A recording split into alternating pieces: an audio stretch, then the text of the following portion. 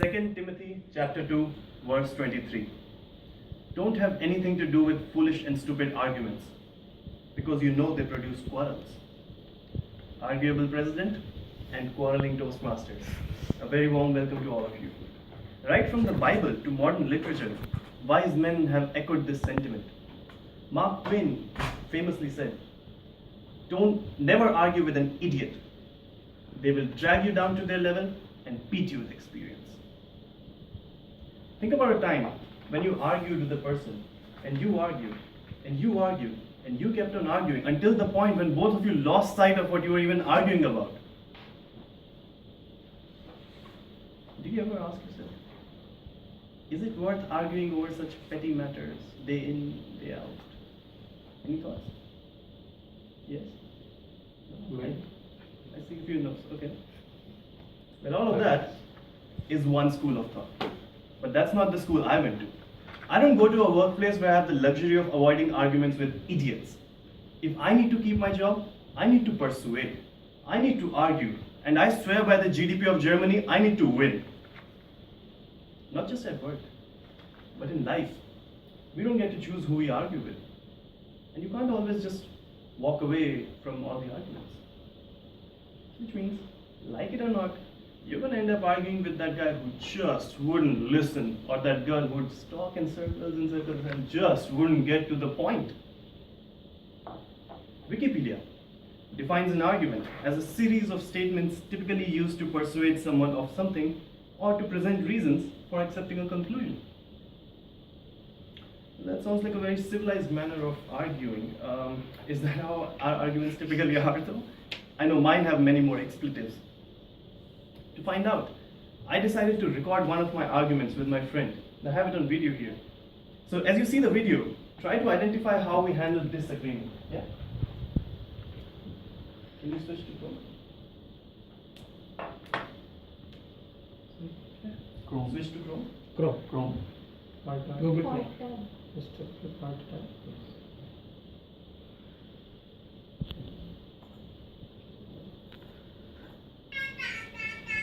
So that's me, and that's my friend. Look at this.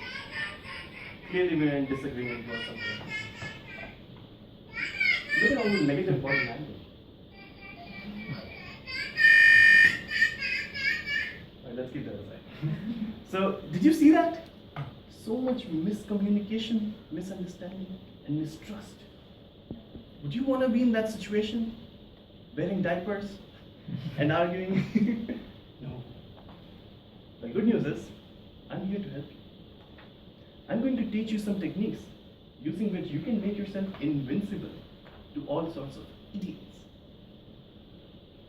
An argument is like a first date with someone you met online. How you start one sets the tone for the rest of it, and more often than not, they end up in disaster with one person throwing water on the other person's face and both of them not wanting to see each other anymore. So you want to comfort the person right at the beginning. See, just like you, everyone's done a lot of arguing in their life. And experience tells them that in an argument, typically you're going to fight for your point, and they alone have to fight for theirs. So subconsciously, they take a hostile position against you and dismiss anything you say to make your point weaker and by extension, their point stronger. And here lies your biggest opportunity. You can build trust with people by surprising them. You could start the argument with something like, I can see that both of us are trying to achieve the same end result, which is more client satisfaction and reduce system downtime, but only with minor implementation differences. Or even something like, having heard you, I'm very relieved to know that we agree on this, and I'm sure that we can work together and deliver a product the client would love. The longer you do this, the more you surprise them. Everything they knew about arguing is now going wrong. You're arguing for their point. This would tell them that you're different. Their position would now change from cynical to trusting. And this will later in the argument help you convince them of your point. An argument is also like a time spent with your partner in bed. You know you're doing good if they keep saying yes, yes. Socrates was one of the best philosophers the world has ever known. His method of arguing is now what we know as the yes-yes method. Socrates would phrase his questions such that his opponents had to say yes to them. Once he's gotten a few yeses, the opponent would subconsciously form an image that all the answers to his questions would always be yes. This would later help him convince them to say yes to his real point. And this method is not about tricking people into it. There's science behind it. When a person is saying no, they're saying more than a two-letter syllable, two-letter word. They are disagreeing with you. They are taking a hostile position against you, remember? And you don't want that to happen. Many of you are parents in this room. Think about a child. If you were to ever get a child to do something, would you phrase the question such that he says no? Because all the parents here know that once a child says no to something, you can bring heaven and earth together, but he will not agree to do that. Turns out we adults aren't very different either. Throughout argument, get others to keep saying yes.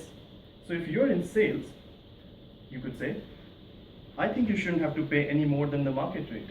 Do you agree? Yes. If you're in customer service, you could say, it appears that the product didn't match the specifications that we advertised. Did you feel let down by that?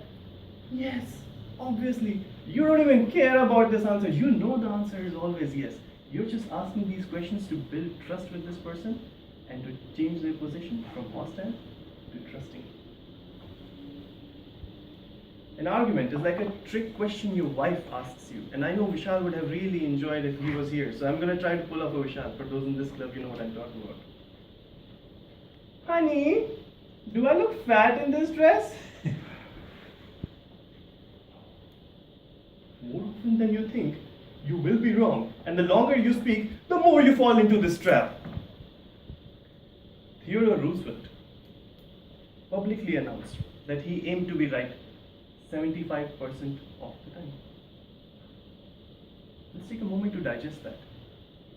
President of the United States, the strongest person in the world, joins his office and tells people in his office, I will be wrong at least 1 in 4 times. Man, did he have some guts to say that. So if someone as wise and learned as Theodore Roosevelt can aim to be right 75% of the time, maybe we mere mortals can aim to be right 60% of the times. And admit it when you're wrong those 40%. You know why? Because again, when you admit it that you're wrong, you will surprise the other person. Everything they knew about arguing is again changing. You're starting with you. They're thinking, who is this guy? What is he doing? Why is he on my side? I thought he would be on the other side. And if you do this enough, people start mirroring you. If you're being a jerk and not listening to the other person, they'll stop explaining and they'll stop listening to you. If you start to get angry and you start shouting at the other person, they'll start shouting at you. If you agree when you are wrong and you admit it, they'll take your lead and they'll start to do the same. So just if you let go of your ego the 40% of the time in an argument that you're going to lose anyway because you're wrong, you can actually win other 40% of the arguments without doing any effort. Isn't that a great deal? So take my advice. Go with someone on a first date. Comfort them right at the beginning. Get them in bed. Get them to keep saying yes, yes. And if you mess up, admit it. Do not fall into the trap. With this advice, you will do great at dating and at arguing. Thank you.